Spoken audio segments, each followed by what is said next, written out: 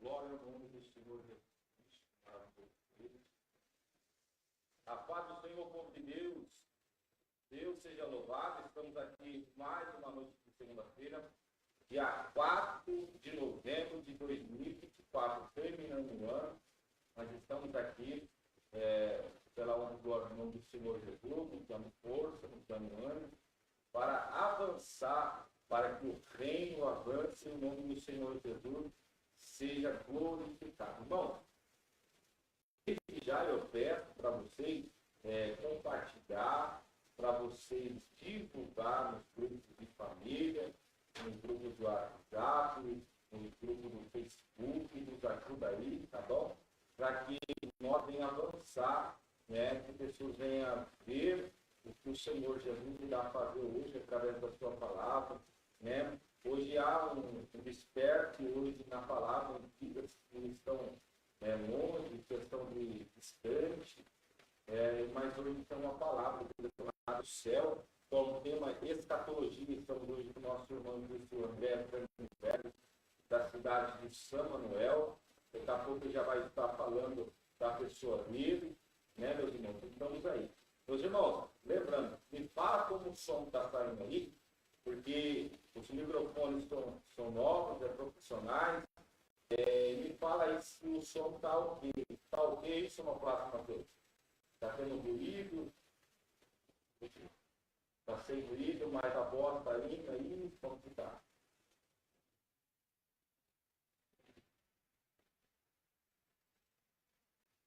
Fala aí, meu querido.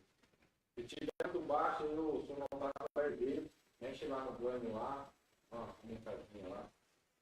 E assim vamos avançar, em nome de Jesus. Por isso, irmão, vai compartilhando o nome de Jesus.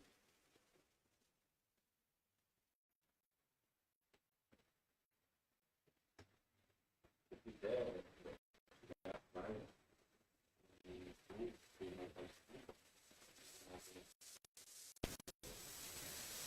Vi com um monte de gente. Olha lá, bom, estamos aí já entrando, vai nos ajudando e nós já vamos apresentar um deles.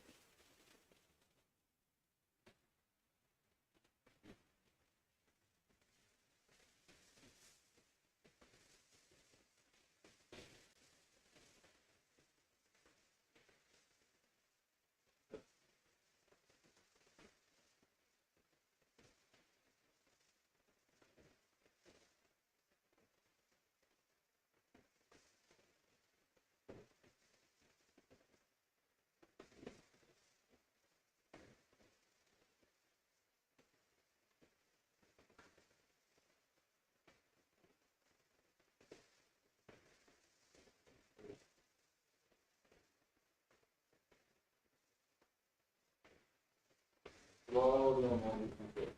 Bom, estamos melhorando aí, né? Estávamos com problema na questão de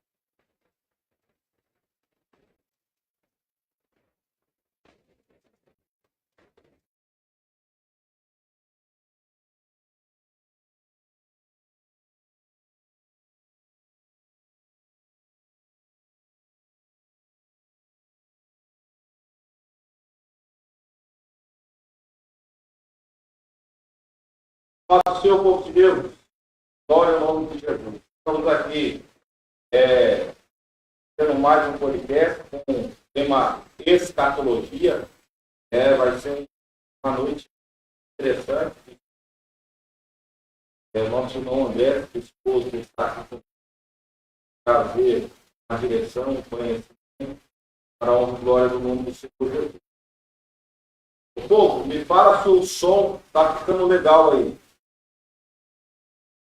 Em nome de Jesus. Fala aí, Matheus, o som está legal, está melhorado. Tá bom? Maravilha, vamos aí para frente.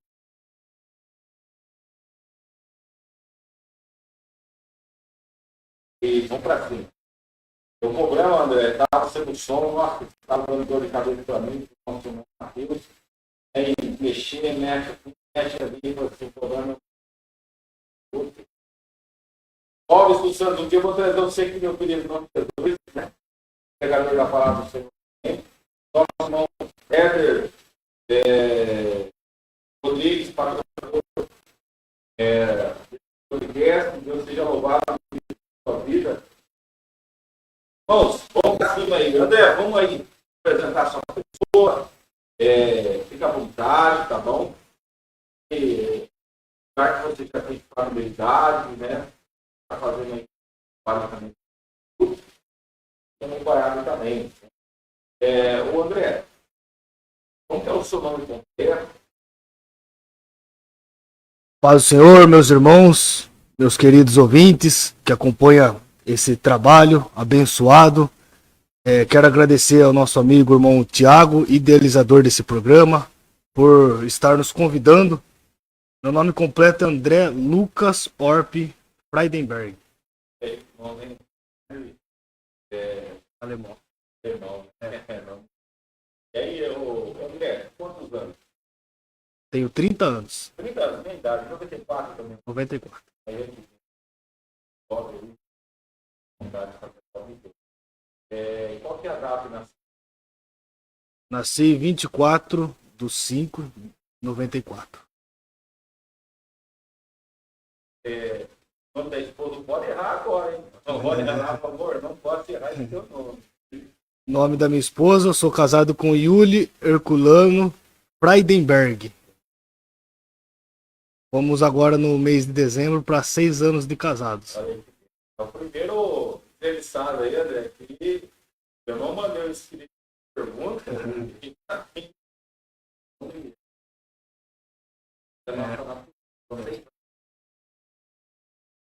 E quando eu encontro o André Pois bem, eu morava em São Manuel, né, agora resido aqui em Areópolis. E em 2010 eu era bastante viciado, apaixonado por futebol. Tanto por torcer, né, por time, quanto por jogar. E aí um amigo meu que torcia junto comigo, mas ele frequentava a igreja lá em São Manuel, o nome dele é Geriel Silva, manda um abraço para ele se ele estiver nos acompanhando. Ele fez o convite para estarmos fazendo visita num culto ali em São Manuel, na Igreja Presbiteriana Renovada Internacional, que na época era pastoreada pelo meu primeiro pastor, pastor Lindomar França. Então eu tive esse encontro através dessas pessoas, encontro com Cristo, em setembro de 2011, né? E eu me recordo que no batismo tinha 4 candidatos para ser batizados. Desses 4 candidatos, eu falei assim, eu falava comigo mesmo, eu vou desistir. Eu sou o menos favorito para se batizar. Quando chegou no dia do batismo desses 4, só eu apenas me batizei. Os outros 3 não deram certo. E aquele que era o improvável foi o candidato que se batizou. Desde então eu tenho servido a Deus. dentro, né? Porque é muito olha a nossa loja. Tá? Nós não tem nada, a gente tá? Uma coisa que sempre fala, velho, quando a gente fala algo assim, não pode gostar. Então, a partida da escolha está em nós. Então, creio que essa palavra que é uma das escolheu ele, sim, Jesus que nos escolhe. Então, Jesus que escolheu, né? Você se encontrava num estado depressivo, angustiado, abatido, sem uma alegria, como o André se encontrava? Pois bem, eu venho de uma família que não conhece a Jesus, né?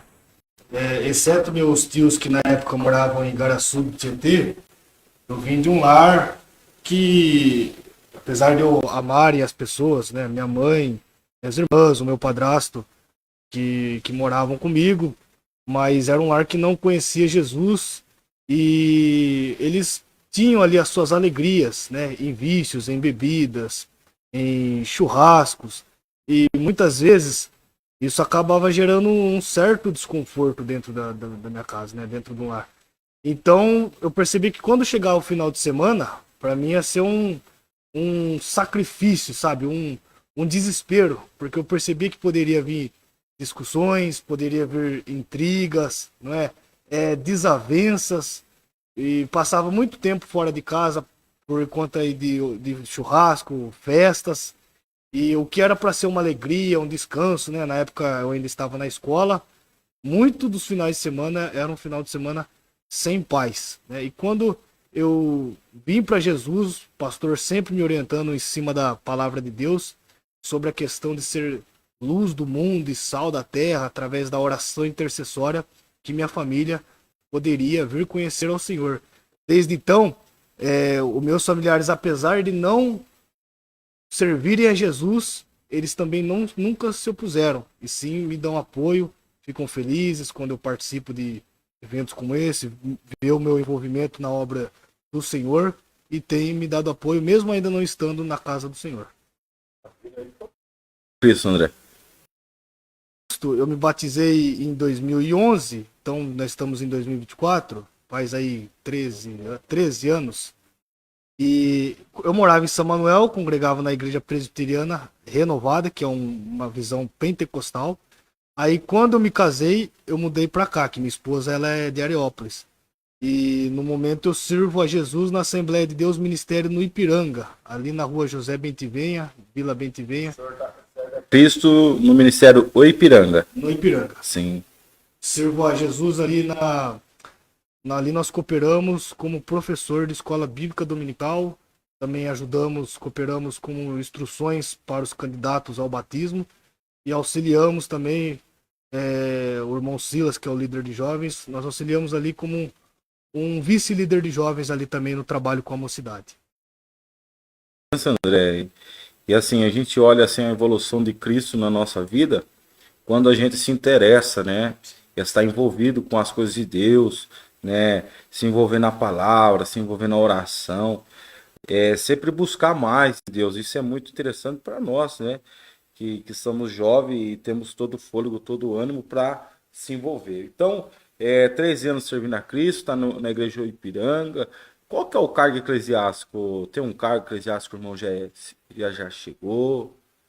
Pois bem, no momento, eu não sou tão antigo assim, né? Velho de casa no ministério no Ipiranga. Mas houve troca de pastor, o saudoso pastor José Roberto faleceu na pandemia.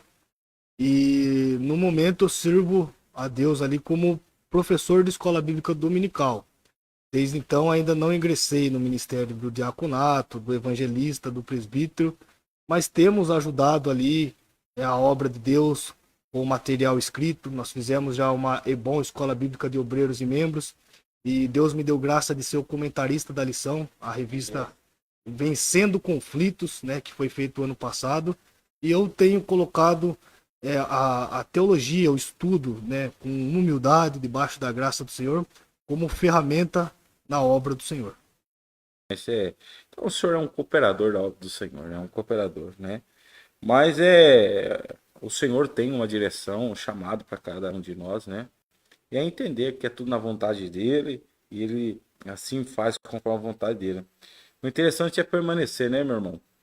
Firme e forte até a vinda do Senhor Jesus, no que nós vamos falar hoje. Então, o André se apresentou, né, irmãos? A pessoa dele, falou a igreja, quantos anos de casa, não errou o nome da esposa, não errou o tempo de casado, isso é muito bom. Ponto positivo chegar em casa lá, né, irmão? Deus é bom todo o tempo, Deus deu a graça. E vamos lá, o nosso irmão Robson Santos está nos assistindo.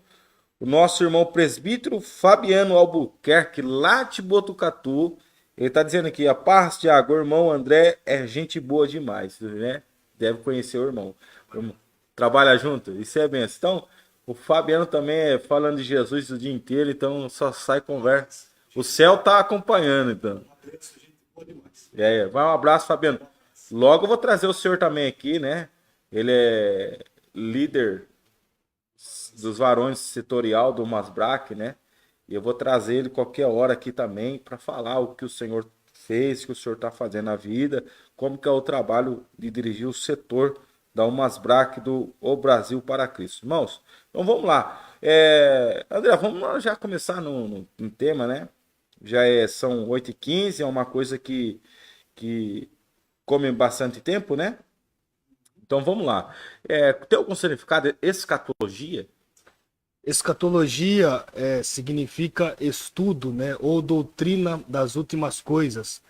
E escatologia é uma das disciplinas dentro da teologia sistemática e acompanhado de outras, como soteriologia, que vai falar sobre temas fundamentais da fé cristã. E é importante nós estudarmos essa disciplina porque a Bíblia fala em Coríntios que se nós esperarmos em Cristo somente nessa vida, somos considerados os mais miseráveis de todos os homens. Maravilha. Então vamos lá. Escatologia tem o seu significado, né, irmão? Que é uma doutrina de um conhecimento profundo que a qual muitas pessoas estão deixando de lado, né, André? De falar da volta de Jesus. E qual que é a situação que a igreja vai passar, que a igreja vai viver? Qual que é o caminho de início que você começa a tomar a direção para os princípios do fim? Bom, nós que somos pentecostais, nós seguimos a linha, visto que a escatologia ela abrange várias interpretações. Nós seguimos a linha bíblica, que nós cremos que é a linha correta, de que o arrebatamento ele é uma iminência, né? Ele pode acontecer a qualquer momento. Talvez nós não terminamos esse programa. Sim, né? Glória a Deus por isso, né? Pode ser hoje. Pode ser hoje. E nós cremos que a igreja ela não passará pela grande tribulação. Sim. Né? Visto que nós somos, então, pré-tribulacionista. Então, a Bíblia fala lá em Joel, a profecia de Joel, e Pedro ele confirma isso em Atos dos Apóstolos, de que nos últimos dias Deus derramaria do seu Espírito. E a expressão bíblica, os últimos dias, ela se refere desde o primeiro advento até o segundo advento de Cristo. Ou seja, querido ouvinte, nós já estamos vivendo nos últimos dias. O que o Senhor espera de mim e de você é que nós viemos andar em santidade, em obediência ao Senhor, né, em adoração, né, não deixamos aí nos confundir por esse movimento que vem crescendo nos dias de hoje, o movimento dos desigrejados, não é? Deixar a congregação, deixar o culto de lado.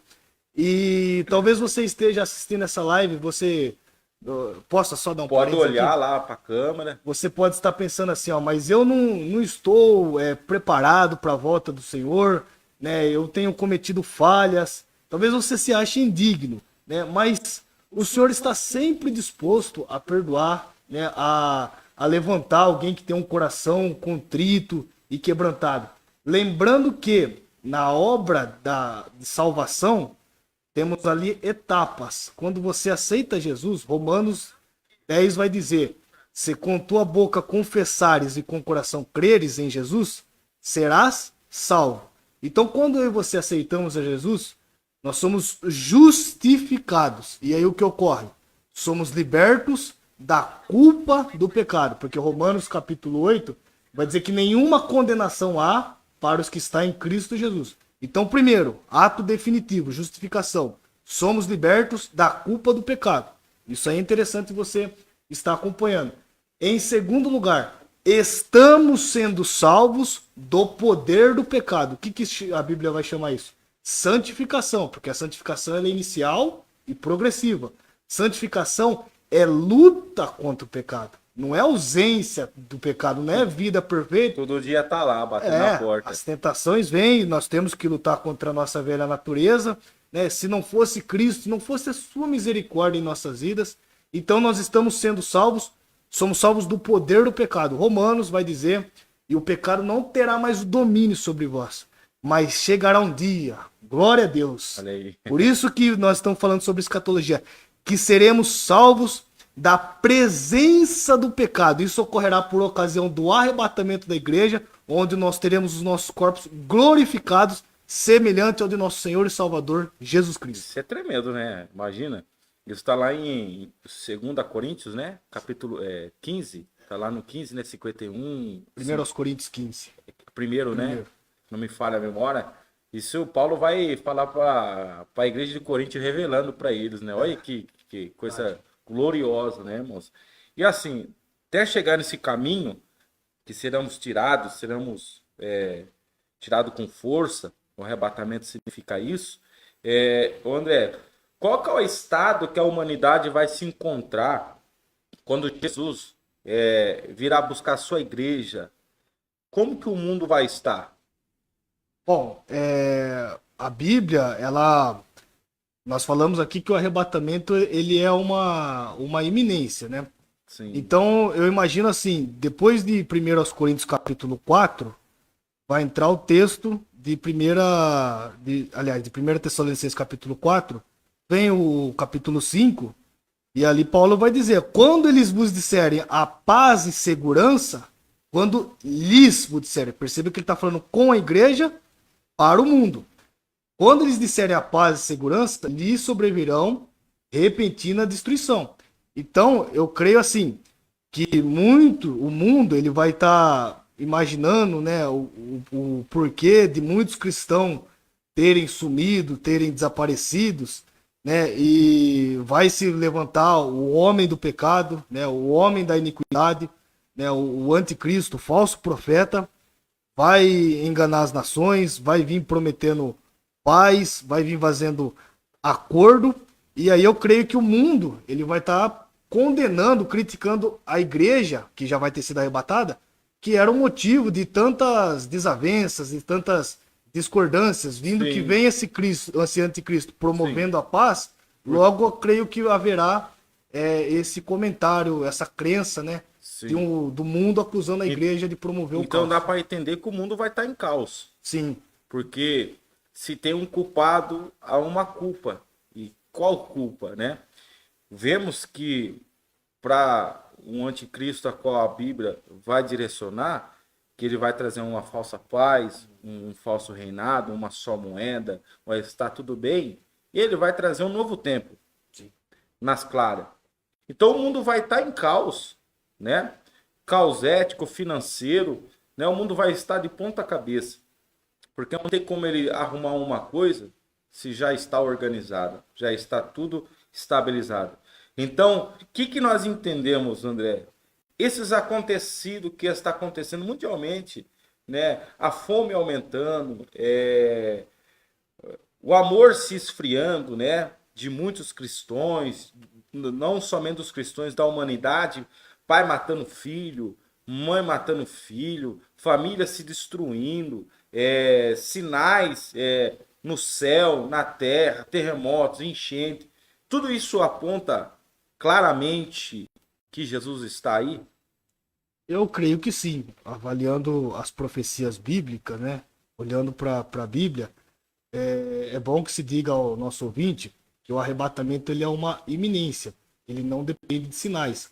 Agora, isso não significa que os sinais que acontecem, ele não apontam para um cumprimento profético. Sim. Né? Como o irmão já bem mencionou, as catástrofes, terremotos, são prenúncios da volta do Senhor, não é? E daquilo também que poderá ocorrer com maior intensidade, porque Jesus falou sobre isso, né? Sobre o período tribulacional que há de vir assolar a toda a terra. Então isso é tremendo, né? Então tudo tem um porquê, né, André? É bem claro de entender que a Bíblia ela é cheia de resposta, né? Se a resposta há um porquê. Por que essa resposta, né? Então vemos, André, que os sinais estão aí, né? Muitas coisas acontecendo terríveis, aumentando, né? Uma coisa que quando Jesus fala para os discípulos, para a classe farisaica, no Evangelho segundo escreveu Lucas, capítulo 18, quando ele conta a parábola da viúva e o juiz euníquo, falando que no final lá ele vai dizer assim: quando o filho do homem vier, achará fé na terra. Então ali Jesus está dizendo que a fé é uma coisa que está se perdendo, né? Isso é muito tremendo, né? Devemos entender isso. Porque quando a pessoa perde a fé na vida, ela tira a própria vida dela. Isso já é um entendimento que as pessoas encaixam isso como uma depressão, né? Então o mal do século nosso hoje é a depressão. E olhando todas essas linhas que estão acontecendo claramente, né? Não aponta, né? De uma forma clara, sim, que Jesus vai voltar, mas é um apontamento, né, que as coisas vão piorar para o anticristo chegar e dominar e mudar toda a ação. Então o mundo vai estar em caos, ponhado dessa maneira, para os ouvintes entenderem, né? E quando o mundo estiver em caos, a igreja vai estar sendo perseguida, né? Porque não tem um porquê a igreja ser tirada, né? Se não tiver uma perseguição, ter uma ação de Deus para marcar a história da humanidade. E como que será essa tirada? Como que vai ser essa ação bíblica? Muito bem. Posso já me comentar o texto? Fica à vontade, irmão. Olha para a câmera lá. O apóstolo Paulo, ele dá uma resposta amorosa à igreja de Tessalônica. O pano de fundo da igreja de Tessalônica é Atos capítulo 17. Lá tem a fundação da igreja e Paulo ele escreve, né, aos Tessalonicenses para confirmar os novos discípulos na verdade, né, a igreja que sofria perseguição. A bem na verdade, cada igreja no Novo Testamento ela tem a sua realidade, né? A igreja de Corinto, problema ali da carnalidade, da divisão. A igreja de Gálatas ali com o problema dos judaizantes, né? O apóstolo João, escrevendo a sua epístola, o problema do mestres antinomianos, que vai dizer que pode ficar no pecado, não importa o que acontecer, Deus os perdoará, né? Antinomiano significa contra a lei, né? Mas aqui em Tessalônica, o cenário é outro, né? A situação é diferente. E Paulo, ele escreve a carta lá em Corinto, né? Paulo, ele ficou, de acordo com Atos 17, ele ficou um mês, né, dando doutrina, ensinando os discípulos, e ele envia Timóteo para lá, e olha o que vai dizer no versículo 3, ó. Capítulo 3, versículo 6, 1 Tessalonicenses. Regressando, porém, agora, Timóteo de vosso meio, trouxe-nos boas notícias acerca da vossa fé e do vosso amor, e de como sempre estende boa lembrança de nós, desejando muito nos ver, da mesma forma que nós e também a vós. Então, Timóteo trouxe boas notícias da igreja de Tessalônica. E a igreja de Tessalônica aqui, ela tinha uma dúvida, visto que, irmão Tiago, querido leitor, eles eram gregos. E Gentios, no caso. Gentios, né, de origem grega mesmo. E ali, na cultura grega, prevalecia um pensamento, segundo os estudiosos, né, que poderia estar afrontando a igreja de Tessalônica, que vai dizer lá que eles até acreditavam na ressurreição, né? Aliás, eles não acreditavam na ressurreição, desprezavam o corpo. Eles acreditavam sim que havia ali um estado de consciência, mas não acreditavam na ressurreição. Esse era o pensamento dualístico, né? da visão grega, que mais para frente também veio os gnosticismos, enfim, uma série de seitas ali que veio perseguir a igreja. Então, naquela altura, ali na igreja de Tessalônica, muitos cristãos, diante da perseguição, né, irmão Tiago? Porque os cristãos dos primeiros séculos foram duramente perseguidos. Sim. Né? Muitos atos de crueldade por por Roma, imperadores, Nero, Diocleciano, enfim. Houve uma perseguição e muitos tinham morrido. E aí fica uma pergunta. Ao que dá a entender o texto é que Paulo ele está respondendo a essa pergunta dos irmãos de Tessalônica. Ele vai dizer assim, ó, não quero pôr, irmãos, que sejais ignorantes acerca dos que já dormem. Então, primeira coisa que nós aprendemos aqui no texto, nós vamos falar sobre arrebatamento, acerca dos que já dormem. Paulo está fazendo uso do eufemismo, que é uma figura de linguagem. O que é um eufemismo? Ele emprega termos mais agradáveis, né, para suavizar uma expressão. Ou seja, de vez de se falar assim, um exemplo básico, fulano de tal morreu, né? A pessoa fala, olha, fulano descansou, né? É um eufemismo isso aqui. Paulo fez uso do eufemismo, Jesus fez uso do eufemismo. João capítulo 11, na ressurreição de Lázaro, Jesus falou, ó, Lázaro está dormindo. Mas eu vou lá, calma, discípulos, que eu vou lá dar um jeito nessa situação aí. Sim. Aí os discípulos vão dizer assim, ó, mestre, se ele dorme, está salvo. O texto diz, porque os discípulos pensavam que era o sono, o repouso, né, o sono comum. Aí Jesus é direto ao ponto, ó, Lázaro morreu, Lázaro está morto, mas eu vou ressuscitá-lo, porque o Jesus que nós servimos é um Jesus que faz milagres, né?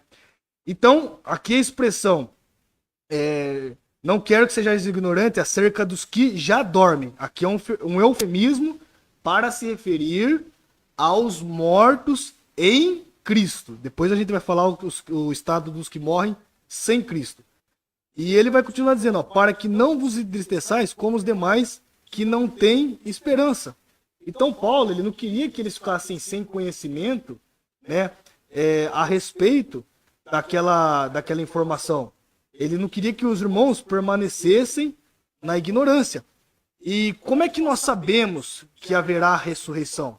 O apóstolo Paulo mesmo emprega um discurso apologético em favor da ressurreição em 1 Coríntios capítulo 15. Lá também havia um grupo de falsos mestres que negavam a ressurreição. E Paulo vai dizer, ó, se não há ressurreição dos mortos, também Cristo não ressuscitou.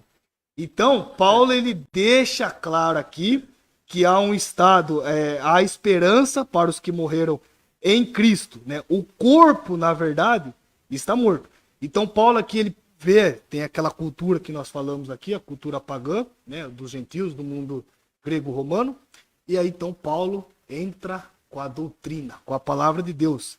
Por isso que ele vai dizer, ó, dizemos-vos isso, pois pela palavra do Senhor. Então, semelhante ao texto da ceia, né? Paulo ele recebeu certas doutrinas diretamente do Senhor, né? Então aqui Paulo ele entra com a doutrina. Os mortos em Cristo, o corpo está morto, mas a alma e o espírito estão na presença de Deus.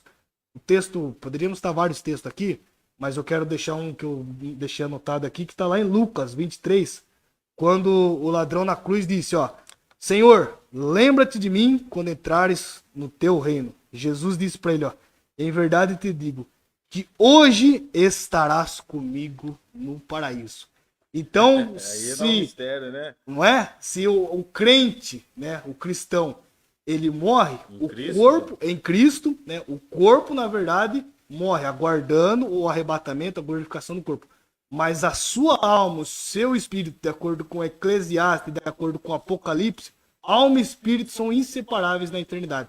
Então, eles estão no terceiro céu, no paraíso, no seio de Abraão, termos intercambiáveis para se referir ao mesmo local. Isso é tremendo, né, irmão André? Porque Jesus conta a parábola do rico e do Lázaro, né?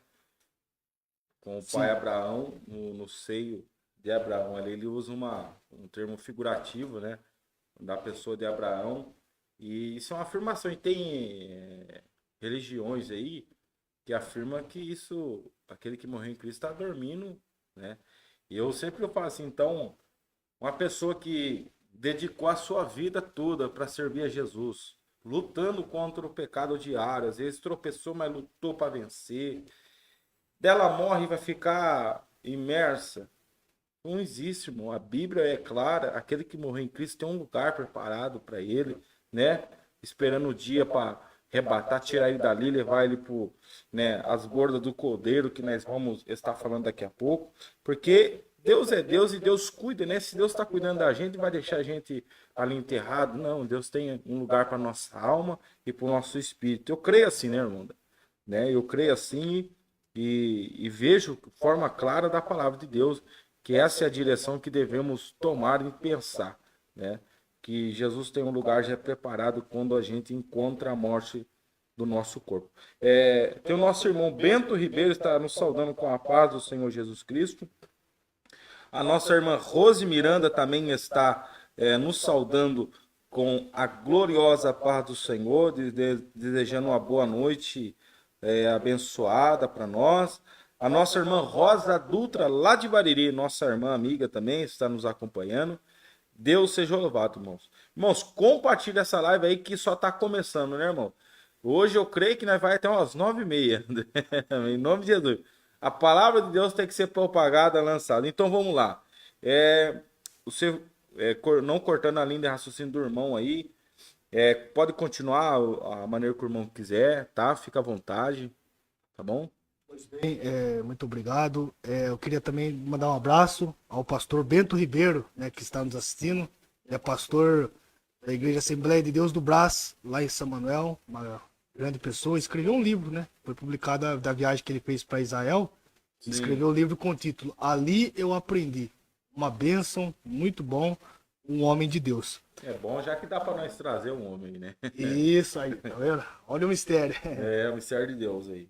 E então, aqui Paulo, ele deixa claro a esperança, né, para os que morreram em Cristo. O irmão fez um comentário sobre alguns grupos aí, né, acredito eu que o adventismo, né, isso, que são conhecidos como mortalistas, né, ou aniquilacionistas, né, que defendem a ideia do sono da alma e que a alma do ímpio será aniquilada. Mas com textos como esse que Jesus está falando, ainda hoje estarás comigo no paraíso. O apóstolo Paulo, ele disse, mas de ambos os lados estou em aperto, tendo desejo de partir e estar com Cristo, porque isto é ainda melhor. Como é que a alma dele já está no sono, se ele tem esse desejo, né, de estar com Cristo? O Estevão, quando ele estava sendo apedrejado, viu, né? E o Estevão, diga-se de passagem, é o primeiro mártir a morrer, é o primeiro cristão a morrer. Ele viu Jesus em pé à destra do Pai, né? Eu vejo o Filho do Homem em pé, porque quando a gente lê a Bíblia, a gente costuma ouvir a expressão o Filho do Homem é sentado à destra de Deus. Mas agora Jesus estava em pé para dar boas-vindas ao primeiro mártir da igreja, né? Jesus não deixa ninguém desamparado. Então nós cremos que há uma esperança, né? Os que morreram em Cristo, eles estão num lugar melhor. Eles estão no paraíso, no terceiro céu, à destra do Pai. Quando Billy Graham morreu, né? Os jornais diziam, Billy Graham morreu em 2018, né? Aos 99 anos. Nossa. E os jornais diziam, o maior evangelista do século XX foi para a morada celestial. Até o homem teve que dizer, reconhecer, né? E daí vai surgir algumas questões, né, sobre os mortos, se iremos nos reconhecer no céu, né? Não tem nenhum versículo, irmãos, você que está nos acompanhando, que fala claramente que nós não iremos nos reconhecer no céu. Mas existem outros versículos que corroboram sim que podemos, eu creio sim, que nós nos reconheceremos no céu. Por que eu estou dizendo isso? Porque é uma esperança. Claro que lá nós estaremos num estado de adoração, né? Que com as nossas condições não há como descrever, né? Mas nós não sentiremos falta de amigos que não serviram a Jesus. Mas falando aqui no momento presente, nós encontraremos aqueles amigos, os obreiros, irmãos, familiares em Cristo Jesus que partiram com Cristo para a eternidade, né? E você pode, sabe por quê, André? Que eu acredito dessa maneira também. Porque assim, vamos olhar para o seio de Abraão. Quando o rico está no Hades. Porque o Abraão vai falar para ele, lembra-te que você teve bens e Lázaro só teve males. Então, a consciência não é tirada da pessoa no inferno. Isso é forte, irmão. Por quê? O que mais acusa na nossa mente, na nossa consciência, é o que nós fizemos de errado, é a nossa consciência que nos acusa. Então, a consciência não será tirada, porque se tirar a consciência, a gente vai ficar perdido, não onde eu estou.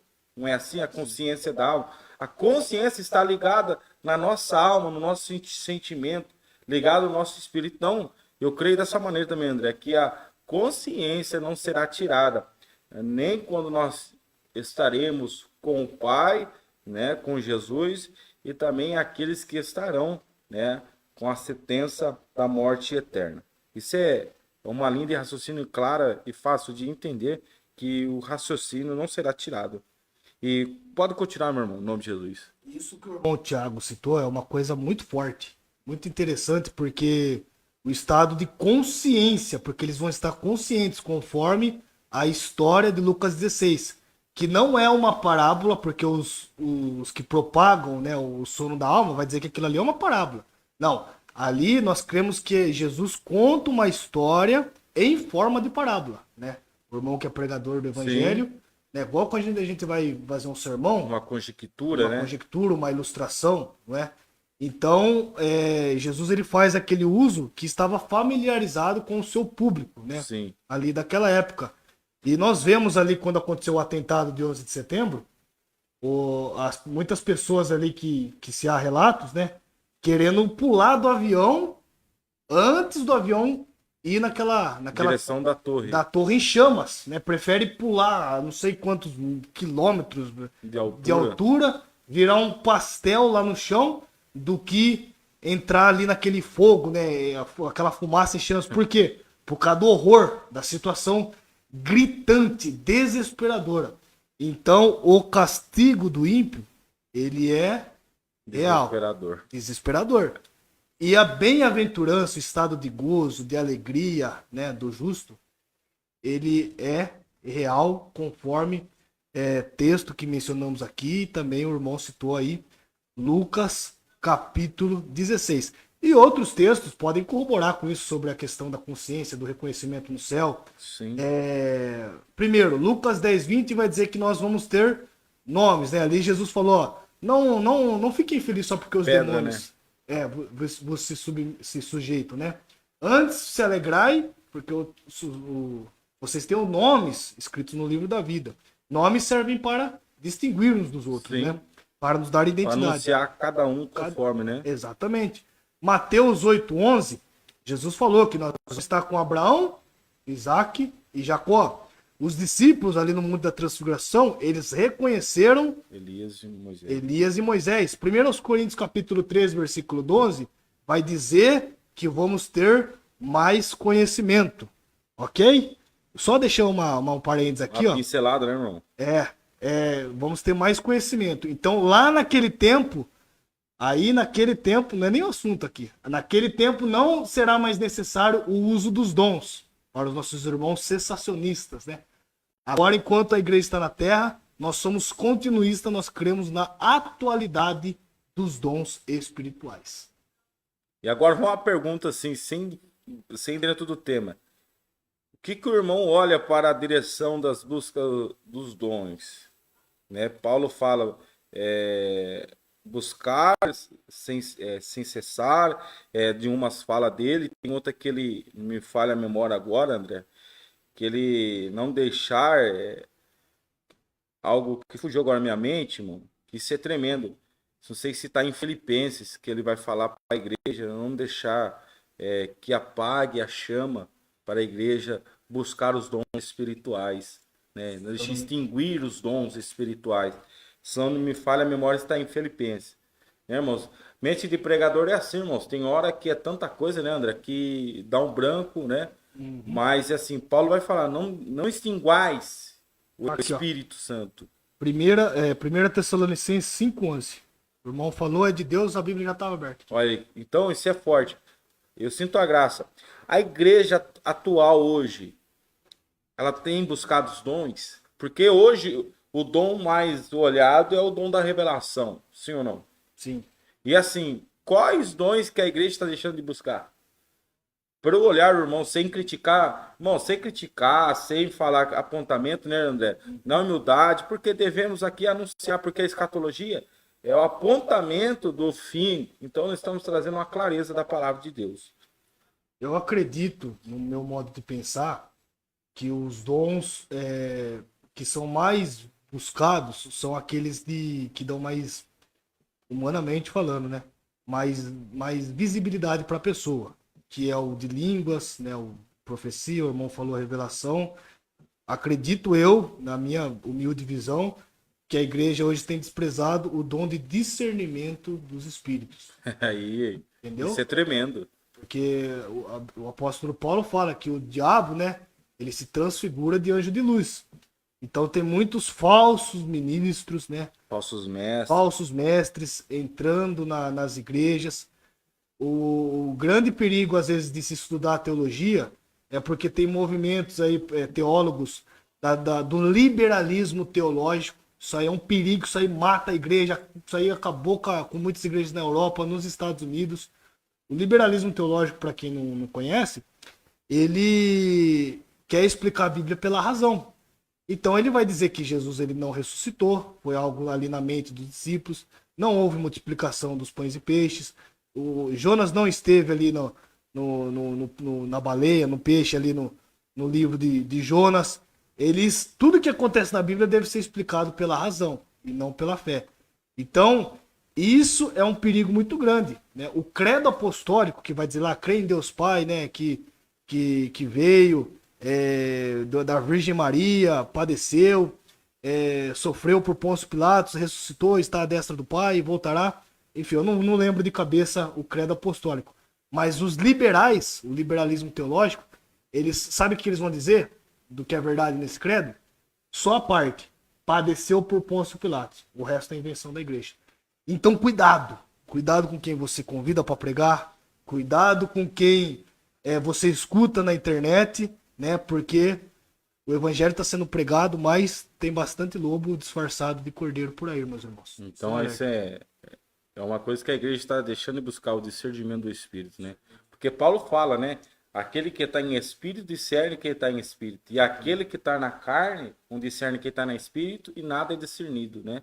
Então, um crente que busca a espiritualidade, ele vai entender o que é de Deus, o que não é de Deus. Então, igreja, você que está nos ouvindo, você que vai nos ver, irmãos, não vai para qualquer movimento, vai pela direção da palavra de Deus, né, irmão? Se aprofunda na oração, se aprofunda nos textos bíblicos, né, irmão? Não deixa se enganar por ventos aí, né, irmãos? Porque se tá revelando, tá cheio, né? Não vai com esses negócios de revelação, não, irmão. Que Deus não tá preocupado em te revelar, não. Coisas superficiais, assim dizer, né, irmão? Sim. Deus quer te fazer ter fé na palavra, no nome de Jesus. Jesus vem, irmão, para você entender o que é a graça, né, irmãos? E a graça vai vir nos tirar desse tempo presente. Vamos lá. Continua aí, André. Continua o seu lindo raciocínio em nome de Jesus. Então, pois bem, versículo 13, já falamos, versículo 14, ó, porque se cremos que Jesus morreu e ressuscitou, assim também Deus tornará a trazer, mediante Jesus, os que com ele dormem. Então, nós já falamos aqui de grupos, né, que negavam a ressurreição da alma, não é verdade? Isso há quantos mil anos atrás, né? Já apresenta há mais de 2000 anos atrás, e isso está presente lá em 1 Coríntios capítulo 15, onde Paulo faz um discurso apologético em favor da ressurreição, e nos tempos de Jesus também havia.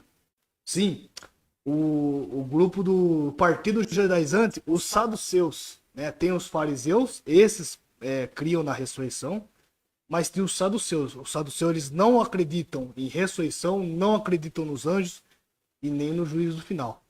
E mais do que isso, né, tem um grupo aí de teólogos que vai dizer que tudo em Apocalipse ele já se cumpriu. Né? Eles pegam o Apocalipse e jogam tudo lá no ano 70 depois de Cristo, só que isso também já corria nos tempos dos apóstolos. É o que diz aqui, ó, dois camaradas aqui, olha o que vai dizer. Segundo Timóteo, capítulo capítulo 2, versículo 16 e 18. Olha aqui, ó. Mas evita os falatórios profanos, porque produzirão maior impiedade. A palavra desses roerá como gangrena, entre os quais estão Himeneu e Fileto. E o que eles fizeram? Estes se desviaram da verdade, dizendo que a ressurreição já se realizou, e perverteram a fé de alguns.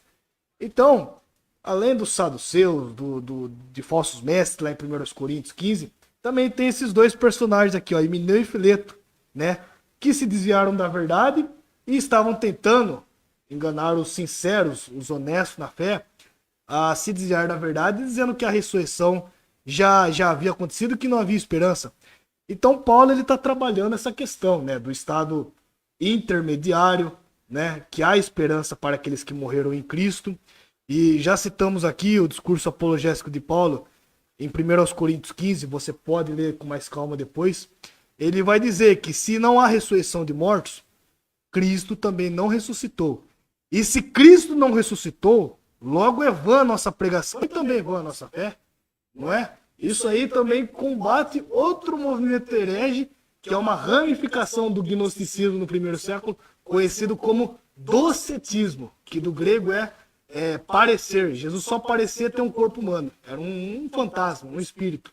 Então não havia morte e ressurreição. Se Jesus não ressuscitou, então a nossa salvação, a nossa fé, ela é baseada em uma mentira e uma ilusão. Sem base nenhuma. Sem base nenhuma. Não há razão, né, de por que estarmos assim. Então Paulo ele fala, porque se cremos que Jesus morreu e ressuscitou, né? Aí Paulo também fala em 1 aos Coríntios, a questão da ressurreição, mas cada um por sua ordem. Cristo, as primícias, depois os que são de Cristo, na sua vinda. 1 aos Coríntios capítulo 15, versículo 23. Aí o leitor pode, o ouvinte pode dizer, mas não houve ressurreições na Bíblia antes de Jesus? Sim, houve ressurreições. De Lázaro, o filho da viúva de Sarepta, de Dorcas, a filha de Jairo. Só que todos estes ressuscitaram e morreram depois. Jesus não, ele ressuscitou para nunca mais morrer. E por isso que nós cremos, né, na imortalidade da alma, né? Jesus com a sua natureza teantrópica, que ele é homem e divino ao mesmo tempo, que morreu foi o homem Jesus, né? Porque Deus, a divindade, não pode morrer. Então, Jesus, o homem Jesus morreu e ressuscitou, ele é a primícia dos que dormem, ele está com o corpo glorificado à destra do Pai. E nós temos essa esperança de que se nós morrermos, né, nós crescemos, acredito que o irmão cresceu ouvindo isso, né, os nossos ouvintes, que quando crentes têm medo de morrer, né, é dúvida da salvação, não é? Já ouviu essa expressão? Sim. Claro que ninguém, né, em sã consciência quer morrer, todos nós temos as nossas crises humanas, mas tem pessoas que ficam apavoradas, né? Tem pessoas que, meu Deus, né, o que será de mim? E fica em estado de desespero e sofrimento, mas aquele que professa Cristo, aquele que tem Cristo, ele vai estar com o Senhor para todo sempre. Isso é tremendo, né? Isso é glorioso. E pode continuar? Pode continuar, fica à vontade. Versículo 15. Dizemos-vos, pois isto pela palavra do Senhor, que nós os que permanecermos vivos para a vinda do Senhor, não precederemos os que dormem. Então, Paulo assegurou que os mortos vão ressuscitar. Mais do que isso, ele está dizendo que nós que ficarmos vivos, os que ficarem vivos, né? Porque ele já esperava o arrebatamento naquele tempo. Sim. Né? Tanto mais uma vez abrindo um parênteses, que um assunto está ligado ao outro, eles esperavam tanto o arrebatamento que eles pararam de trabalhar. Porque em 2 aos Coríntios, aliás, 2 aos Tessalonicenses, Paulo vai dizer assim, lá no capítulo 3, eu não lembro agora o versículo, eu não anotei aqui, ele vai dizer que aquele que não trabalha, que também não coma. E aí um certo pastor conhecido aí, né, disse aí que uma frase infeliz, dizendo que o mendigo ele tem o dever bíblico de passar fome, com base nesse texto, que é aquele que que não trabalha, né? Que também não coma. Texto fora de contexto que gera pretexto, que gera cabresto. É verdade? O que a situação presente ali é, olha, se Jesus já está tão perto de voltar, para que ficar rico? Para que juntar dinheiro? Vamos parar de trabalhar. Então Paulo ali, ele fala, irmãos, que é necessário ainda acontecer, ali vai descrever alguns eventos ali, a apostasia, enfim, isso aí está em 2 aos Tessalonicenses, e ele alerta os irmãos a não ficar na ociosidade. Mas voltando aqui o texto, Paulo, ele não só assegura o estado intermediário que os mortos irão ressuscitar, como nós que ficarmos vivos, não vamos largar na frente deles. Não. Primeiro, os que morreram em Cristo, né? Irá assim, ó, lá no céu, a alma, né, vindo com Jesus, a alma dos que morreram em Cristo encontra-se com o corpo, né? E aí eles terão seus corpos glorificados.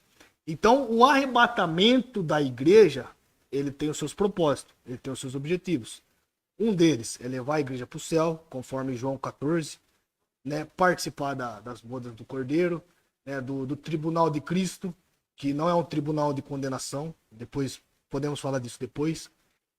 Mas ele está aqui nesse texto presente, ele tem um duplo milagre. Qual que é? Ressurreição dos mortos e transformação dos vivos. Irmãos, observaram no texto? Ressurreição dos mortos e transformação dos vivos. Para cumprir o que está escrito em Romanos, capítulo 8, versículo 23, vai dizer assim, ó, esperando a adoção, a saber, a redenção do nosso corpo. Então, irmãos, esse corpo aqui, para você que está nos acompanhando, uma hora pega a gripe, uma hora tá com pressão alta, pressão baixa, diabetes, colesterol. Não é? É uma série de coisas, mas chegará um dia, irmãos, chegará um dia que esse corpo se revestirá da incorruptibilidade, né? Será um novo, será uma vida, um corpo transformado, glorificado. E entenderemos o que está do lado de lá. O que está do lado de lá? Romanos 8,18. Estou certo que as aflições desse tempo presente não são para comparar com a glória que há de ser revelada a nós. Isso é tremendo. Não é? Então aqui nós temos um duplo milagre. Por que nós cremos que a igreja ela não passará pela grande tribulação? Porque o arrebatamento ele tem um propósito. A tribulação ela também tem um propósito. A tribulação ela tem o propósito de julgar Israel e as nações, né? Julgar Israel e as nações, porque nós, né, dentro da nossa visão, nós cremos que Deus ainda tem plano para Israel, né? A igreja ela não substituiu Israel, mas a propósito da tribulação é o julgamento das nações e julgamento de Israel. A igreja ela já foi julgada. A igreja ela já foi julgada. Na onde? Na cruz do Calvário. Né? Jesus falou, quem crer e for batizado será salvo. Olha aí o julgamento. Bem-aventurado aqueles que não viram e creram, né? Exatamente. Então, aquele que crer e for batizado será salvo. Quem não crê já está condenado. É o que o texto está dizendo nos evangelhos. Então, a igreja, ela não passa pela tribulação, e aqui nós falamos o propósito do arrebatamento, que é a ressurreição dos mortos e a transformação dos vivos. E por que tanto os mortos, na verdade, que terão seus corpos glorificados, como os vivos, terão que ter seus corpos glorificados? Vamos descobrir o porquê? Olha que 1 Coríntios capítulo 15, posso ler aqui, irmão? Pode ficar à vontade. Versículo 50 vai dizer, ó.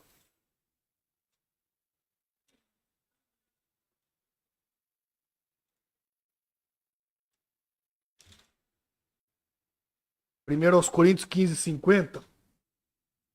Aí tá a chave, né? Aqui, ó. Cadê? Vai dizer assim, ó. Digo, porém, isto, que carne e sangue não podem herdar o reino de Deus, nem a corrupção herdar a incorrupção. Então lembra que nós falamos no início? Fomos salvos da culpa do pecado. Mas ainda estamos sendo salvos do domínio. Mas o pecado está presente. Nós estamos no corpo do pecado, né? Paulo fala, né? O bem que eu quero fazer eu não faço. Mas o mal que eu não quero fazer, sim, eu faço. Miserável. Homem sou. Então, Isso é tremendo. Mas então, por essa razão, esse corpo aqui ele não pode herdar o reino de Deus. Então, por isso que é necessário a glorificação do corpo. Filipenses 3 diz, ó, que transformará o nosso corpo abatido para ser conforme o seu corpo glorioso. O corpo de quem? De Jesus.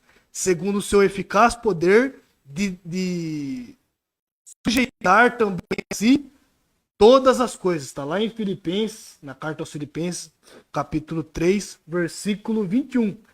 E aí, Paulo, ele não cansa. Ele começou só com uma resposta amorosa, né? Para dar esperança aos irmãos de Tessalônica. Mas ele ainda progredindo, né?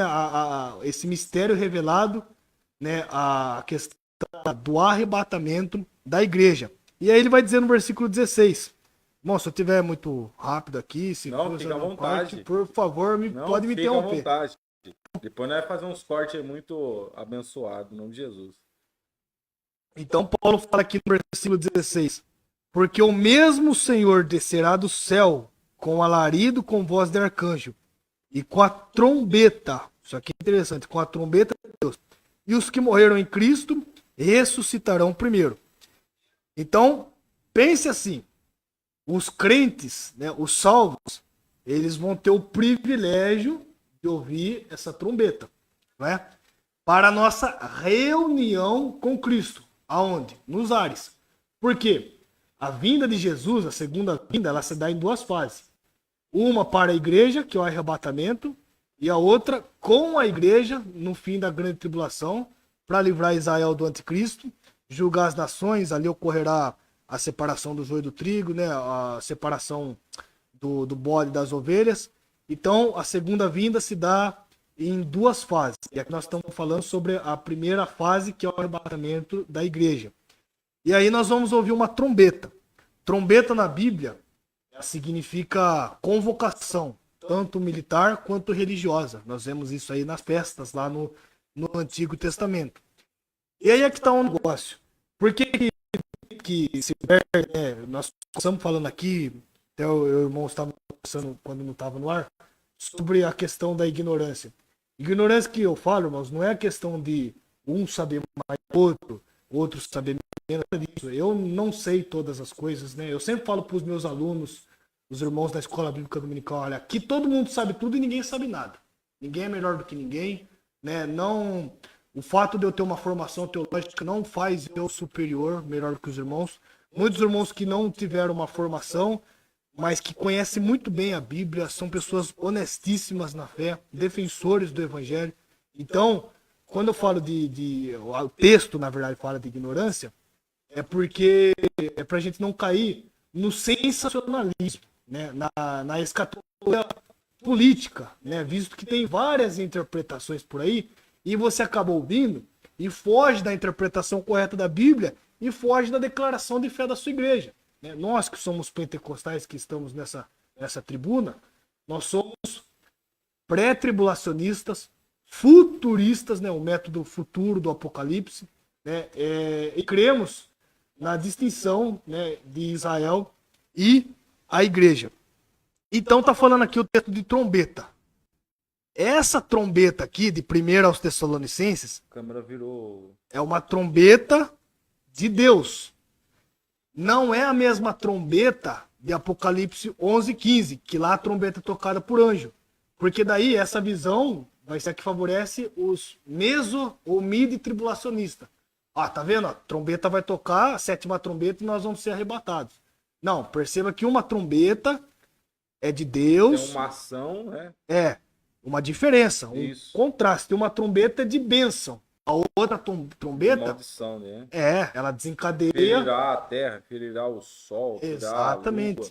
Ela termina com uma sequência de outras trombetas e ela dá início às taças, né? As taças da ira de Deus. Começa com os selos, trombetas e taças. Então essa trombeta aqui, ó, que nós lemos 1 aos Tessalonicenses 4:16, não é a trombeta de Apocalipse 11:15. Uma trombeta de bênção, arrebatamento, glorificação do corpo. A trombeta do Apocalipse é juízo sobre as nações. E também não é a trombeta de Mateus 24, 31. Quer ver só? Vamos descobrir qual que é esse trombeta? Podemos descobrir? Vamos para cima. Vamos lá, então. Olha o que vai dizer aqui, ó. Mateus 24, 31, para a gente fazer a distinção das trombetas. Olha o que vai dizer aqui, ó. Mateus 24, 31. E ele enviará os seus anjos com alto sonido de trombeta, e eles ajuntará os seus escolhidos, desde os quatro ventos, de uma a outra extremidade do céu.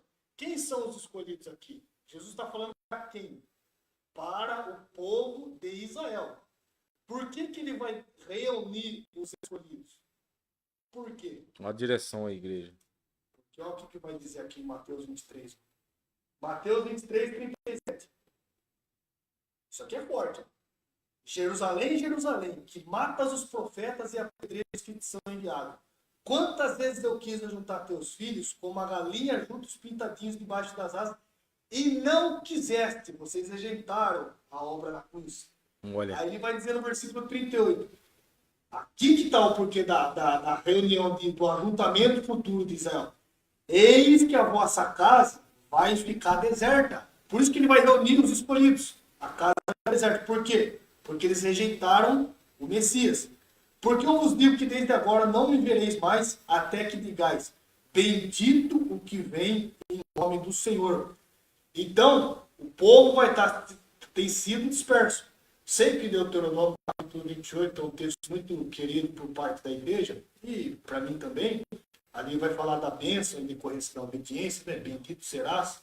Mas ali, se não me falha a memória, no versículo 68, se não me falha a memória, prediz a dispersão do povo de Israel por conta da desobediência. E foi isso que aconteceu. Veio a Babilônia ali, acabou com a graça, veio impérios, a Síria dispersou o reino, exterminou ali o reino do norte, deu origem ali aos samaritanos, veio, enfim, povos ali, a Grécia, Roma, no ano 70 houve a dispersão de Israel, no período do nazismo, né, houve também a dispersão de Israel. E aí, 7 milhões foi? Mortos, né? 7 milhões aproximadamente. Mortos, né? Um ato de crueldade.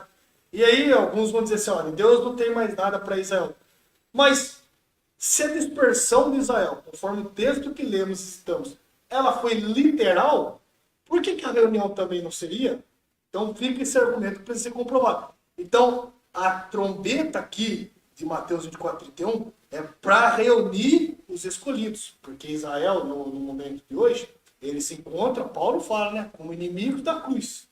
Então, por isso que há essa série de coisas acontecendo, Deus tem guardado o seu povo, né, está provando o seu povo, mas chegará um dia que o remanescente fiel de Israel, ele vai reconhecer o Messias.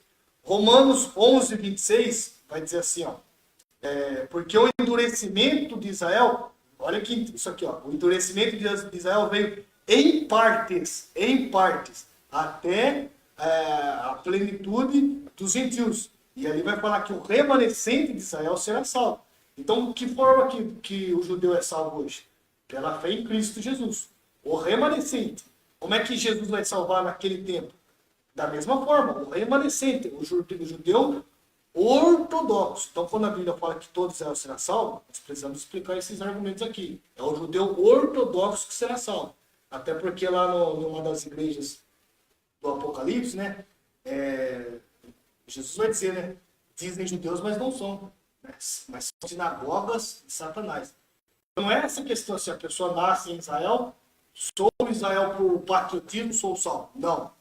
Aquele que reconheceu o Messias será salvo, e ele tem como promessa a aliança que Deus fez com Abraão lá em Gênesis capítulo 12, de entrar no milênio e herdar a terra prometida, a Jerusalém, que nunca foi povoada desde os tempos bíblicos, porque Deus falou para Abraão lá em Gênesis que a terra ela vai desde o Egito até o rio Eufrates, que é o atual Iraque. Israel nunca cumpriu por totalidade essa terra. Mas perceba que é uma profecia. Há um estabelecimento do povo escolhido por Deus. Então, essa trombeta, voltando no assunto, diz claramente ao povo de Israel. Isso aqui eu comentei, queridos ouvintes, para que não haja uma confusão, né, das trombetas aqui mencionadas. E falamos aqui também sobre a reunião com Cristo, e não podemos confundir que a reunião com Cristo é o arrebatamento. E o dia do Senhor, ou angústia de Jacó, ele se refere como um período tribulacional. Por que nós cremos que Jesus arrebatará a igreja antes da tribulação? Olha o que vai dizer 1 Tessalonicenses 1,10. E esperar os céus do seu Filho, a quem ressuscitou dentre os mortos, a saber, Jesus, que nos livra, olha aqui, ó, que nos livra da ira futura. Isso é tremendo. Olha, Apocalipse 3,10. Como guardaste a palavra da minha paciência, também eu te guardarei da tentação, que há de vir sobre todo mundo, para tentar os que habitam na terra. Aí, alguns inimigos do pré-tribulacionismo também vão dizer assim, ó, Jesus ele não poupou a igreja no passado, que sofreu martírios, perseguição, peste negra, passou por guerra, teve o Covid aí recentemente. Por que ele livraria a igreja atual da autotribulação, visto que nós não somos melhores que os cristãos do passado? Bom, Jesus mesmo disse em Mateus 24, está lá no sermão profético, que a tribulação que vai vir, ela nunca existiu e nunca haverá. Então, uma tribulação exclusiva, né? Sem precedentes. Sim. Própria, atípica daquele momento que vai acontecer. Nem o juízo do que aconteceu lá, né, do dilúvio, é comparado, né, que irá acontecer. Vai ser tão desesperador, André, que a palavra do Senhor vai dizer assim: e o homem buscará a morte e não achará. Só para você entender como que vai ser esse cerco, para pegar toda a humanidade para entender. Vai ser forte, que todo joelho se dobrará e toda língua confessará que Jesus é o Senhor. Isso é tremendo. Irmãos, a nossa irmã Raquel Salles acabou de entrar aí saudando com a paz do Senhor. A irmã Flávia Orpe também, a sua tia está vendo aí também.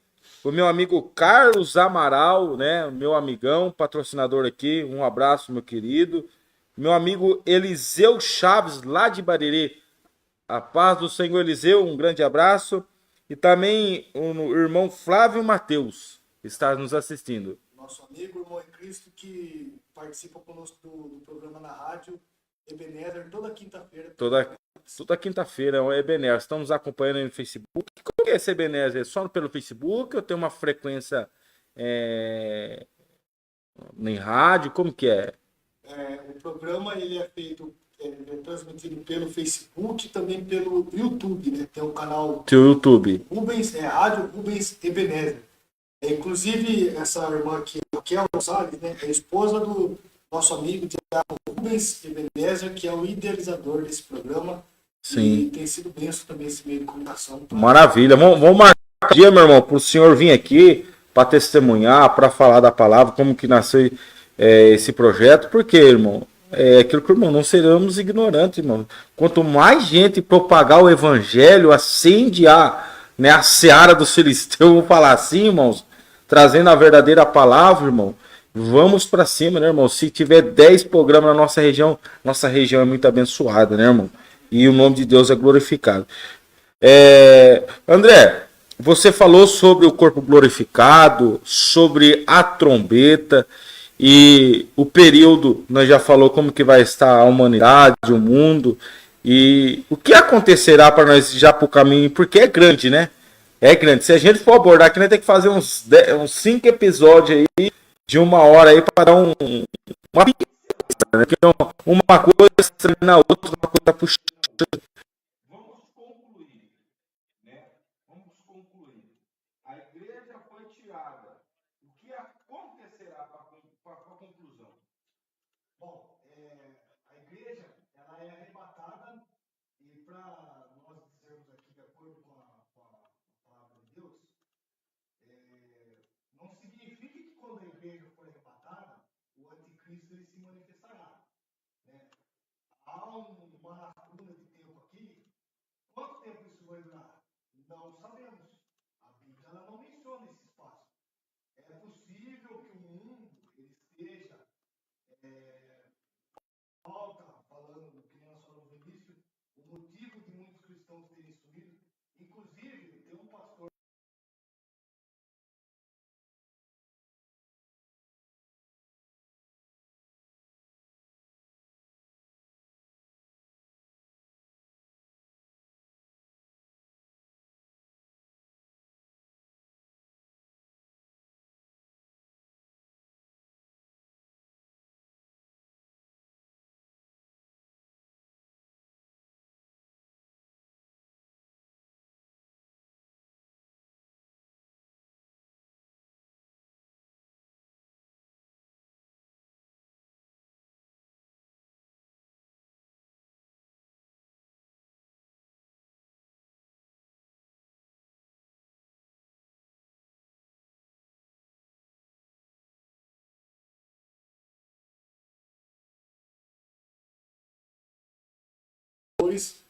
Para a trama. E aí se promoverá, né, a Bíblia fala em Tessalonicenses, que o ministério da injustiça já opera, falsos milagres, né, acontecendo, a igreja apóstata naquele dia, o falso profeta, a falsa besta, operando sinais, mas o texto é claro em dizer que são sinais de mentira. Então, terá tudo pronto para iniciar ali o período tribulacional que durará 7 anos. Após o período tribulacional, aí sim, esse nós temos um texto que o período tribulacional dura 1260 dias, né? E depois, de acordo com a profecia de Daniel, Daniel fala lá no capítulo 12, se não me falha a memória, bem-aventurado aquele que chega a 1335 dias. Então, ali há um espaço de tempo, que é 75 dias, né? De 1260 para 1335. Ali então ocorrerá o julgamento das nações, a besta e o falso profeta serão lançados no inferno. Aí o inferno será inaugurado. O inferno não está inaugurado ainda, será inaugurado pela Vai besta. ter uma tesoura cortando lá assim, ó. Seja bem-vinda. Pela besta e pelo falso profeta, depois do juízo do trono branco, né? Porque é pelo menos 3 julgamentos. Tribunal de Cristo, que é o tribunal para a igreja, que será se recebermos nosso galardão ou não. Sim. Julgamento das nações, que é depois da grande tribulação, a igreja volta com Cristo, né? E o juízo do trono branco, lá em Apocalipse 20, 21, se não me falha a memória, vai falar que todo aquele que não foi achado escrito no livro da vida será lançado no Guiena. O Guiena é o inferno escatológico, uma expressão grega tomada empréstimo da mitologia grega para descrever o inferno final, né? As almas dos ímpios que morreram sem Jesus, eles estão no Hades ou Sheol, que é uma expressão em hebraico, a outra em grego, mas chegará o dia que eles, é uma espécie de inferno temporário, uma prisão temporária, que eles serão lançados, cumprindo a justiça de Deus, serão lançados junto com a besta e com o falso profeta, que é o Guiena, o inferno escatológico. Maravilha. Irmãos, aí só foi uma pincelada, irmãos. Vamos marcar os princípios das dores, né? Vamos marcar um EP aí, um episódio, para nós mostrar a ponto como será a grande tribulação. O que acontecerá com a terra? O que acontecerá com a humanidade depois da igreja ser tirada da terra, né? Porque são 7 anos, né? De grande tribulação, ali divide em 2 partes, né? 3 anos e meio vai estar tudo bem, vai estar tudo ok, tá comendo, bebendo, mas chegará 3 anos e meio, né? Da trombeta sendo tocada e cada toque será ferido, né? Uma parte da terra, o sol, a lua, a água, né? Malaquias vai dizer que nesse tempo o sol aquecerá 7 vezes mais, né? Que em volta da órbita, ó, isso é forte, né, irmão? Vamos marcar isso, André. Em volta da órbita do olho do homem derreterá, imagina?